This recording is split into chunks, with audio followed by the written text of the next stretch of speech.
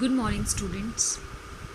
हमने अपनी last class में अपना कॉन्टिन्यूस सीरीज़ का डायरेक्ट मेथड और शॉर्टकट मेथड डिस्कस किया था। एक मेथड रह गया था हमारा स्टेप डेविएशन मेथड, तो वो मेथड हम अब डिस्कस करेंगे। हमने अपनी दो सीरीज़ जो पिछली की हैं, अपनी इंडिविजुअल सीरीज़ और डिस्क्रीट सीरीज़। इंडिविजुअल सीरीज़ में तो आपका स्टेप डेविएशन मेथड था नहीं, लेकिन आपका डिस्क्रीट सीरीज़ में स्टेप डेविएशन मेथड एग्जिस्ट करता था। वही फॉर्मूला आपका सेम लगेगा, बस डिफरेंस क्या होगा, वहाँ पे आपका सिंपल डी लगता था कि ए प्लस में सिग्मा एफ डी अपॉन में सिग्मा एफ इंटू सी, ये लगता था। लेकिन यहाँ पे आपका क्या लगेगा, ए प्लस में sigma F D dash upon में सिग्मा एफ इंटू आई ठीक है। ए क्या होता है, एज्यूम्ड मीन। एफ क्या होती है, फ्रीक्वेंसी। डी क्या होता है हमारे पास, आपको डी पता है ना क्या होता है। डी आप कैसे निकालते हैं, एक्स माइनस ए से निकालते हैं। उसके बाद आई क्या होता है आपका, कॉमन डिफरेंस होता है। इसको आप सी से भी डिनोट कर सकते हैं, सी से, ठीक है। इसको आप सी से भी डिनोट कर सकते हैं, कॉमन डिफरेंस या फिर कॉमन फैक्टर। उसके बाद अब मैं आपको एक क्वेश्चन कराती हूँ। आपने लास्ट में शॉर्टकट मेथड किया था, आई होप कि आपको समझ आ गया होगा। इसमें आपने एफ निकाला था, सबसे पहले एफ दे रखा था और क्लास इंटरवल दे रखा था। सबसे पहले क्या निकाला था, इसमें आपने अपना मिड पॉइंट निकाला था। मिड पॉइंट निकालने के बाद आपको किसकी ज़रूरत थी, ए की ज़रूरत थी। तो इसमें से फिर आपने ए छाटा कि ए आप कौन सा यूज़ कर सकते हैं। आप किसी भी नंबर को अपना ए यूज़ कर सकते हैं इस मिड पॉइंट में से। उसके बाद आपने क्या निकाला, डी निकाला। डी का फॉर्मूला क्या था, एक्स माइनस ए, या फिर बोल सकते हैं एम माइनस ए। उसके बाद क्या किया आपने, इस एफ को और इस डी को दोनों को मल्टीप्लाई किया और फिर क्या किया, उसका टोटल किया और एफ का टोटल किया, फिर फॉर्मूले में पुट करके आंसर निकल गया। ऐसे ही इस टाइप से ही, बस उसमें थोड़ा सा चेंज होगा, हम अपने स्टेप डेविएशन मेथड को करते हैं। आपके पास क्लास इंटरवल दे रखा है 0 to 10, 10 to 20, 20 to 30, 30 to 40, 40 to 50। और आपके पास फ्रीक्वेंसी दे रखी है 20, 24, 40, 36 और 20। उसके बाद हमें सबसे पहले क्या निकालना पड़ेगा, एम निकालना पड़ेगा, मिड पॉइंट, ठीक है। क्या है मिड पॉइंट, 0 प्लस में 10 अपॉन में 2, 10 अपॉन में 2, 5 आ गया। कितने कितने का गैप है, 10 10 का गैप है, तो इसमें 10 10 ऐड करते चलो।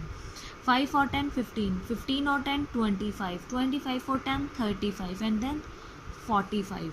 उसके बाद आप क्या करोगे, डी निकालोगे। डी का फॉर्मूला क्या होता है, एम माइनस ए या फिर एक्स माइनस ए, कुछ भी ले सकते हैं। मैंने इसमें से अपने 15 को ले लिया ए, ठीक है। तो 5 माइनस 15, 15 माइनस 15, 25 माइनस 15, 35 माइनस 15 और 45 माइनस 15। सॉल्व करेंगे तो हमारे पास क्या आएगा, -10, 0, 10, 20 और 30। उसके बाद क्या करेंगे, एफ डी डैश करेंगे हम। डी डैश का फॉर्मूला क्या होता है, डी अपॉन में सी। सी क्या होता है आपका, कॉमन डिफरेंस, कि आपका इन दोनों में कितना डिफरेंस है, 10 10 का डिफरेंस है ना, तो इसको 10 से डिवाइड कर दो। 10 अपॉन में 10, -1 आया, 0, 1, 2, 3, ये आ गया आपके पास। अब आपको क्या चाहिए, एफ डी डैश चाहिए। एफ डी डैश के लिए इसको और इसको मल्टीप्लाई करना पड़ेगा। तो -20, 0, 40, 36 2 जा 72, 23 जा 60। इसका टोटल करोगे तो आपके पास क्या आएगा, 60 और 40 100, 172 में से 20 जाएंगे 152। तो फॉर्मूले में पुट कर दो। इसकी वैल्यू क्या है आपके पास, फ्रीक्वेंसी का टोटल क्या आएगा आपके पास, 140। तो करो पुट फॉर्मूले में, ए प्लस में sigma F D dash upon में सिग्मा एफ इंटू सी। तो ए कितना है 15 प्लस में एफ कितना है, एफ डी डैश 152 अपॉन में 140 इंटू 10। 0 से 0 कैंसिल हो गई, 2 7 जा 2 7 जा 6 जा। अब इसको डिवाइड करेंगे तो क्या आएगा,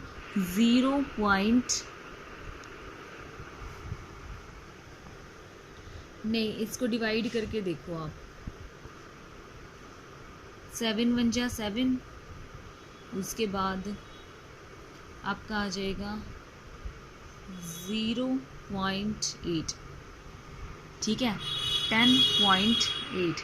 आगे भी बढ़ा सकते हो इसको आप, तो आपका आंसर आएगा 25.8 समथिंग, ठीक है। आप अगर डिवाइड करोगे अच्छे से तो आपका मीन क्या आ गया 25 मीन का फॉर्मूला होता है ना ये, तो मीन क्या आ गया आपका 25.8, ये आपका आंसर है, ठीक है स्टूडेंट्स।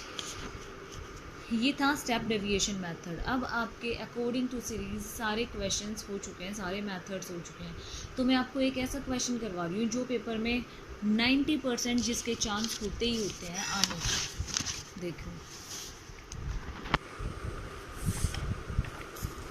इसकी स्टेटमेंट है, कॉन्टिन्यूस क्लास का ही ये क्वेश्चन है, इसीलिए इसके चांसेस होते हैं आने के। 10 to 20, 20 to 30 क्लास इंटरवल है ये। 30 to 40, 40 to 50, 50 to 60, 60 to 70 और 70 to 80। उसके बाद आपको फ्रीक्वेंसी दे रखी है 5, 3, 4, इसमें कुछ भी नहीं दे रखा, तो इसको मान लेती हूँ मैं x। 2, 6, 13। अब सबसे पहले हमें क्या निकालना पड़ेगा, मिड पॉइंट निकालना पड़ेगा, हमें मीन निकालना है। ये नहीं बोल रखा कौन से मेथड से निकालना है कौन से नहीं, तो हम अपनी मर्जी से निकालेंगे। उससे पहले आपको क्या करना पड़ेगा, मिड पॉइंट निकालना पड़ेगा। वो कैसे निकालते हैं, 10 प्लस में 20 अपॉन में 2, 30 अपॉन में 2, क्या आया 15। कितने कितने का डिफरेंस है, 10 10 का, तो ऐड कर दो। 25, 35, 45, 55, 65, 75, ठीक है। तो अब हम अगर इसमें डायरेक्ट मेथड यूज़ करें, डायरेक्ट मेथड, तो उसका फॉर्मूला क्या होता है मीन का, सिग्मा एफ एम अपॉन में सिग्मा एफ, क्योंकि यही होता है ना कॉन्टिन्यूस सीरीज़ का फॉर्मूला। तो सिग्मा एफ एम करेंगे, अब हम एफ और एम को मल्टीप्लाई करेंगे। 15 5 जा 75, 25 3 जा 75, 35 4 जा 140, 45 इंटू एक्स 45x, इसको साइड में रख लो। 55 2 जा 110, 65 6 जा 390 और 13 इंटू 7 जा 975। अब अगर आप इनका टोटल करेंगे, इनका टोटल लेना है ना हमें, तो क्या आएगा 1765 प्लस में 45f, और इसका भी टोटल लेना है, तो इसका टोटल क्या आएगा 33 प्लस में f। तो करो डिवाइड। 1765 प्लस में 45f अपॉन में 33 प्लस में f। इसमें हमें क्या दे रखा है, मीन ऑलरेडी दे रखा है, कितना दे रखा है 52, तो उसको मीन की जगह रख लेंगे। फॉर्मूला ये होता है ना, तो x बार हमें ऑलरेडी दे रखा है इसमें 52, तो वो रख लिया हमने। अब क्या करेंगे, हम इसमें क्रॉस मल्टीप्लाई करेंगे। क्रॉस मल्टीप्लाई करेंगे तो 52 मल्टीप्लाई 33 प्लस में f और 1765 प्लस में 45f, इसको इसके साथ मल्टीप्लाई करेंगे तो क्या आएगा हमारे पास 1716 प्लस में 52f is equal to 1765 plus में 75 45f, ठीक है। तो इस 1765 को उस साइड ले जाएं और f वाले को इस साइड ले आएं, तो 52f माइनस 45f, प्लस का था माइनस हो जाएगा, और यहाँ पे माइनस का 1716, तो इसको सब्ट्रैक्ट करेंगे तो कितना आएगा 49, और यहाँ से आएगा 7f, तो f की वैल्यू क्या आ जाएगी 49 अपॉन में 7, 7 1 जा 7, 7 7 जा 49, तो आपके पास f कितना आ गया 7, या फिर x लगा लो, इसको f लगा लो या फिर x लगा लो, कुछ भी आप मान सकते हो इसको, ठीक है। आई बात समझ में? आई होप कि ये क्वेश्चन आपको क्लियर हो गया होगा, और अगर फिर भी नहीं हुआ है तो मुझसे दोबारा से पूछ लेना, ये चैप्टर आपका कंप्लीट है। इसके न्यूमेरिकल क्वेश्चंस ट्राई कर लेना, अगर इसके न्यूमेरिकल्स में कहीं भी कोई भी प्रॉब्लम होती है तो आप मुझसे पूछ सकते हैं। ठीक है स्टूडेंट्स। उसके बाद आपके पास आपका लास्ट टॉपिक है मेरिट्स और डीमेरिट्स ऑफ मीन। तो इसकी मेरिट्स क्या होंगी? फर्स्ट, इस सिंपल होता है। दूसरी चीज़, इसमें एक हम क्या हो सकते हैं, इसमें एक पर्टिकुलर निश्चित कर सकते हैं ना संख्या को कि आपकी यही आंसर आएगा। तीसरी चीज़, ये सारी की सारी आइटम्स के ऊपर बेस्ड होता है। फोर्थ, इसमें हमारी क्या होती है, स्टेबिलिटी होती है। इसमें हमारी एक चीज़ का भी प्रभाव बहुत ज़्यादा पड़ता है, ठीक है, दूसरे के ऊपर। उसके बाद हमारा नेक्स्ट क्या हो सकता है, इसमें हम सारे एल्जेब्रिक मेथड्स यूज़ करते हैं, प्लस माइनस मल्टीप्लिकेशन डिवीज़न, सारे एल्जेब्रिक मेथड्स का इसमें यूज़ होता है। ये एक्यूरेसी टेस्ट करने के लिए यूज़ होता है और इससे हम क्या कर सकते हैं, इजीली कंपेयर कर सकते हैं, ठीक है।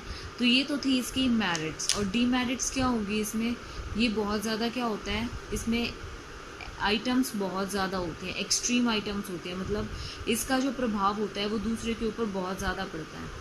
दूसरी चीज़, इसमें जो है क्या होता है, इससे हम कंक्लूज़न जो है ना, वो कंक्लूज़न ठीक नहीं निकाल पाते, वो कंक्लूज़न में कुछ ना कुछ प्रॉब्लम हो ही जाती है। अगर हम ये निकालें कि हमारे जो स्टूडेंट्स हैं वो 10 to 20 के बीच में है, तो इसकी मिड वैल्यू हम क्या निकालेंगे? तो अगर 11 स्टूडेंट्स उस क्लास में हैं, आर्ट्स के हैं आपके, और दूसरे स्टूडेंट्स हैं आपके 10, तो 10 प्लस में 11 21 हो गए, तो इसमें आप 2 से डिवाइड करोगे तो क्या आएगा आपका 11.5 आएगा। तो क्या आपका बच्चा जो है, एक स्टूडेंट जो है, उसको हम हाफ कर सकते हैं डिवाइड? नहीं कर सकते ना। तो इसमें कुछ कंक्लूजन ऐसे होते हैं जो मिसलीडिंग भी होते हैं, जो हमें गाइड ठीक नहीं करते। और कहीं ना कहीं इसमें आपकी कभी कभी क्या आ जाती है, प्रॉब्लम भी आ जाती है, आपके मीन से आपका आंसर ठीक नहीं निकल पाता है, ठीक है। तो ये चैप्टर आज आपका कंप्लीट हो गया है। इसको अच्छे से आप रिवाइज कर लेना, इसके क्वेश्चन सॉल्व करके देख लेना, क्योंकि इसमें से आपका 6 मार्क्स का एक क्वेश्चन, लॉन्ग क्वेश्चन पक्का आएगा, और एक 2 मार्क्स का क्वेश्चन प्रैक्टिकल ही आता है इसमें से क्वेश्चन, ठीक है स्टूडेंट्स। बाकी नेक्स्ट क्लास में डिस्कस करेंगे। Thank you.